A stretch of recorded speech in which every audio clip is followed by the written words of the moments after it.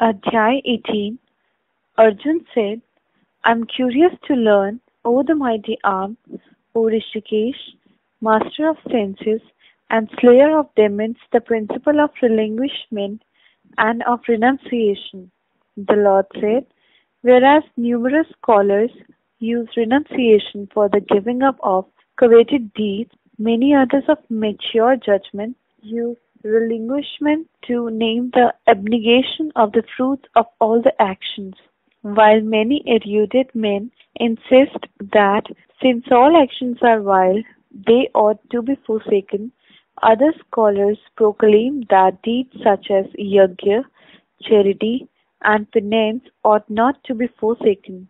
Listen, O the best of Bharat, to my notion of renunciation and of how, O the unmatched among men, this renunciation is said to be of three kinds. Rather than forsaking them, deeds such as yajna, charity, and penance ought certainly to be undertaken as a duty for yajna, charity, and penance are deeds that redeem men of wisdom. It is my considered belief, O Parth, that these deeds, as also all other, ought certainly to be accomplished after forsaking attachment and desire for the fruits of labor. And since the requisite action ought not to be abandoned, forsaking it out of some misconception is deemed as renunciation of the nature of ignorance. He who rashly forgoes action under the assumption that all of it is grievous or out of fear of physical suffering is deprived of the merits of his relinquishment.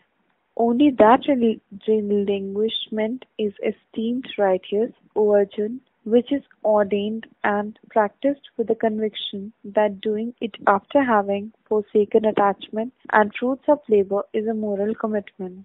Gifted with flawless moral excellence and freedom from doubt, one who neither abhors deeds that are unpropitious nor is enamored of those that are propitious is wise and self-denying. Since the abundance of all action by an embodied being is impossible, the one who has given up the fruits of action is credited with having practiced relinquishment, whereas the triple return good, bad, and mixed of covetous people's action issue forth after death. These actions of people who have renounced all do not even bear any fruit. The Lord said, learn well from me, O the mighty arm, the five principles that Sankhya acknowledges as accomplisher of all action.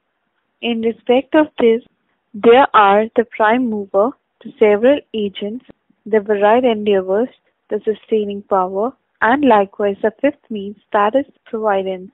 These are the five causes of whatever action a man accomplish with his mind, speech, and body, either in accordance with or even in contravention of scriptures.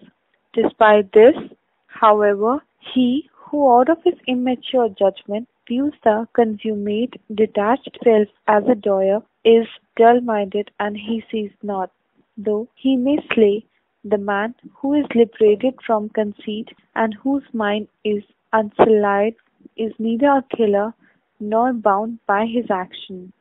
Whereas the way of securing knowledge, the worthwhile knowledge, and the knower constitute the threefold inspiration to action, the doer, the agent, and the action itself are the threefold constituents of actions.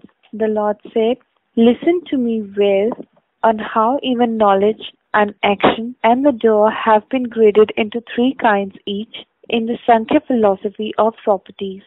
Know the knowledge as immaculate by which one perceives the reality of the indestructible God as an undivided identity in all divided beings. Know that knowledge as tainted by passion by which one perceives divided entities in all separate beings. And know that knowledge as besmirched by ignorance which adheres to body alone as if it were the whole truth and which is irrational, unfounded on truth and pity. The action is said to be immaculate, which is ordained and embarked on with detachments by one who is free from infatuation as well as loathing, and who does not aspire to any reward. And that action is said to be of nature of passion, which is strenuous and entered upon by one who conveys rewards and is egoistic.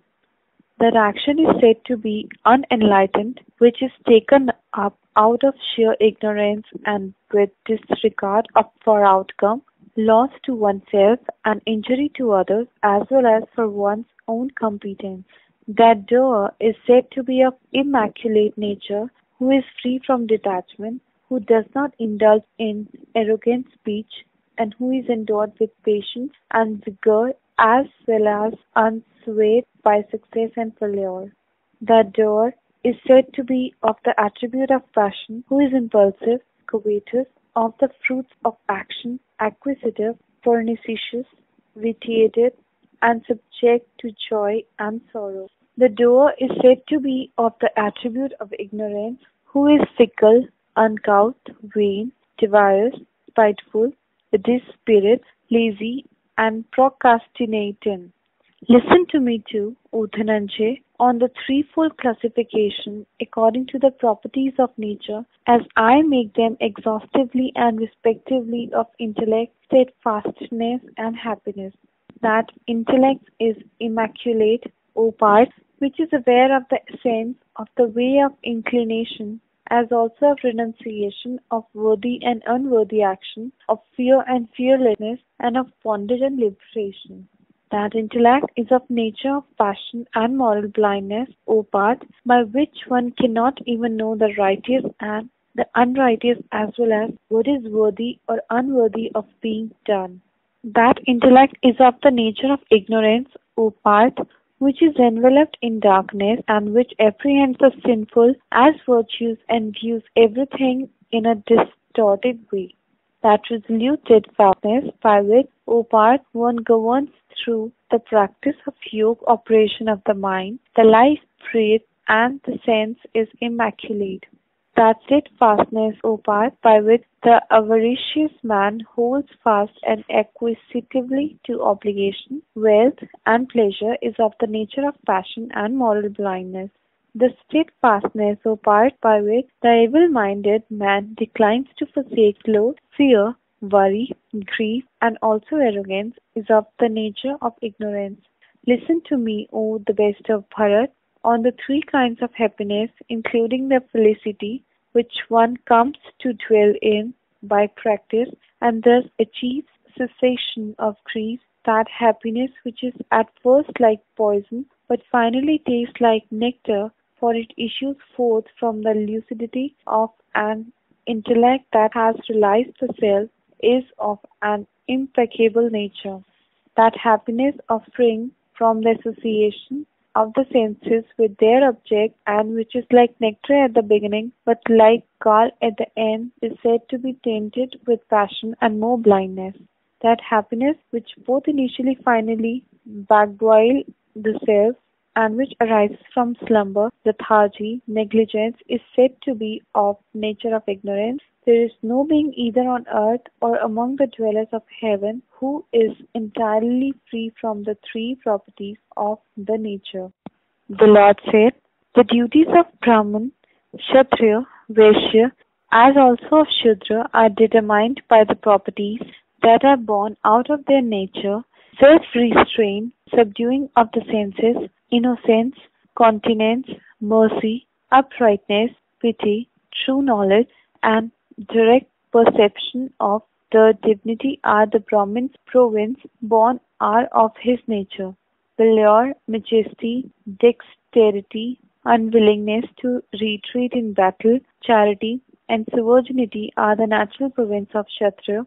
Farming, protection of cows, and commerce are the natural province of a Vaishya, whereas rendering service is the natural calling of a Shudra. Commitments to his own inborn duty brings man to the ultimate accomplishment, and you should listen to me on how a man achieves perfection through dedication to his innate calling.